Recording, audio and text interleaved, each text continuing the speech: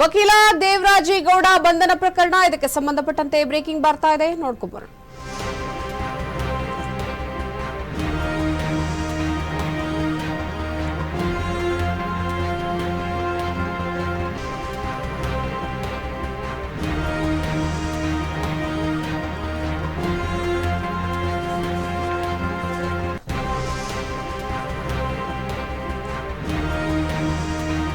ವಕೀಲ ದೇವರಾಜೇಗೌಡ ಬಂಧನ ಪ್ರಕರಣಕ್ಕೆ ಸಂಬಂಧಪಟ್ಟಂತೆ ಈಗ ಗೃಹ ಸಚಿವರಾದ ಡಾಕ್ಟರ್ ಜಿ ಪರಮೇಶ್ವರ್ ಒಂದು ಹೇಳಿಕೆಯನ್ನ ಕೊಟ್ಟಿದ್ದಾರೆ. ಈ ಬಗ್ಗೆ ಹೆಚ್ಚಿನ ಮಾಹಿತಿ ಎಸ್ಐಟಿಗೆ ಗೊತ್ತಿದೆ, ವಿಪಕ್ಷಗಳಿಗೆಲ್ಲ ಉತ್ತರ ಕೊಡೋಕೆ ಆಗೋದಿಲ್ಲ.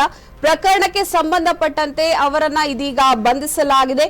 ಎಸ್ಐಟಿ ಅಧಿಕಾರಿಗಳು ತನಿಖೆಯನ್ನ ಕೂಡ ನಡೆಸ್ತಾ ಇದ್ದಾರೆ. ಸಾರ್ವಜನಿಕವಾಗಿ ಏನು ಹೇಳಿಕೆಯನ್ನ ಕೊಡೋದಿಕ್ಕೆ ಆಗೋದಿಲ್ಲ ಅನ್ನುವಂತಹ ಮಾತನ್ನ ಅವರು ಹೇಳಿರುವಂತಹದ್ದು. ವಕೀಲ ದೇವರಾಜೇಗೌಡ ಬಂಧನ ಪ್ರಕರಣಕ್ಕೆ ಸಂಬಂಧಪಟ್ಟಂತೆ ಗೃಹ ಸಚಿವರಾದ ಡಾಕ್ಟರ್ ಜಿ ಪರಮೇಶ್ವರ್ ಒಂದು ಸ್ಪಷ್ಟನೆಯನ್ನ ಕೊಟ್ಟಿದ್ದಾರೆ. ಎಸ್ಐಟಿಗೆ ಹೆಚ್ಚಿನ ಮಾಹಿತಿ ಒಂದು ಲಭ್ಯ ಇದೆ, ಆದ್ರೂ ಕೂಡ ವಿಪಕ್ಷಗಳಿಗೆಲ್ಲ ಉತ್ತರ ಕೊಡೋಕೆ ಆಗೋದಿಲ್ಲ. ಪ್ರಕರಣಕ್ಕೆ ಸಂಬಂಧಪಟ್ಟಂತೆ ದೇವರಾಜೇಗೌಡ ಅವರನ್ನ ಈಗ ಬಂಧಿಸಿದ್ದಾರೆ. ತನಿಖೆ ಕೂಡ ಅದಕ್ಕೆ ಸಂಬಂಧಪಟ್ಟಂತೆ ನಡೀತಾ ಇದೆ ಅನ್ನುವಂತಹ ಮಾಹಿತಿಯನ್ನ ಹೇಳಿರುವಂತದ್ದು.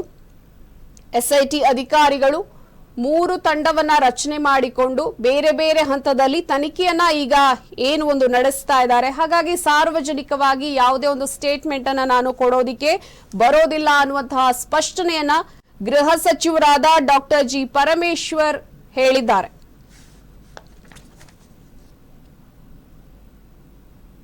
ಹಗರಣಕ್ಕೆ ಸಂಬಂಧಪಟ್ಟ ಹಾಗೇನೆ ಅವರನ್ನ ಅರೆಸ್ಟ್ ಮಾಡಿದ್ದಾರೆ. ಅದರ ಮುಂದಿನ ಇದು ಮಾಹಿತಿಗಳೆಲ್ಲ ಎಸ್ಐಟಿಗೆ ಮಾತ್ರ ಗೊತ್ತಿರುತ್ತೆ. ಯಾರ್ಯಾರು ಏನನ್ನ ಹೇಳ್ತಾರೆ ಅದಕ್ಕೆಲ್ಲ ಉತ್ತರ ಕೊಡಕ್ ಆಗೋದಿಲ್ಲ ಅಂತ ಹೇಳಿದಿನಲ್ಲ ನಾನು ಮೊದ್ಲೇ.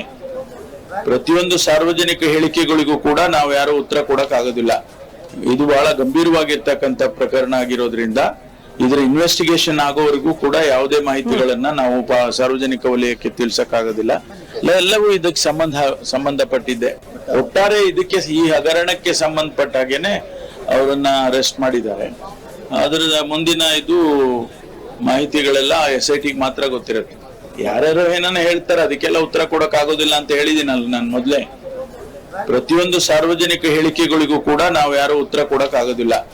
ಇದು ಬಹಳ ಗಂಭೀರವಾಗಿರ್ತಕ್ಕಂಥ ಪ್ರಕರಣ ಆಗಿರೋದ್ರಿಂದ ಇದರ ಇನ್ವೆಸ್ಟಿಗೇಷನ್ ಆಗೋವರೆಗೂ ಕೂಡ ಯಾವುದೇ ಮಾಹಿತಿಗಳನ್ನ ನಾವು ಸಾರ್ವಜನಿಕ ವಲಯಕ್ಕೆ ತಿಳಿಸಕ್ ಆಗೋದಿಲ್ಲ.